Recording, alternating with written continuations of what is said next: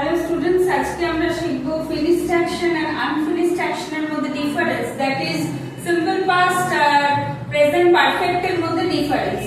Simple past denotes some finished action, যে কাজটা শেষ হয়ে গেছে যার সাথে present এর কোনো রিলেশন নেই, সেই ক্ষেত্রে আমরা simple past ইউজ করি. As for example we can say I came means আমি এসেছিলাম and finished হয়ে গেছে সেই অ্যাকশনটা.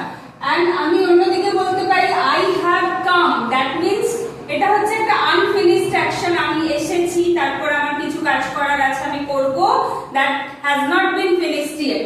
সেই জন্য আমরা এখানে ইউজ করেছি have তারপরে ভার্বের v3.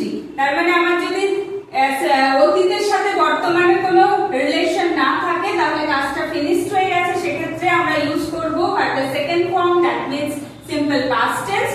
আর যদি দেখো যে অতীতের সাথে বর্তমানের কোনো রিলেশন রয়েছে সেক্ষেত্রে আমরা ইউজ করব present perfect tense, has have অথবা ভার্বের থার্ড ফর্ম. এই ছিল আজকের টপিক, finished and unfinished এর difference. I think now it's clear to you. Thank you very much.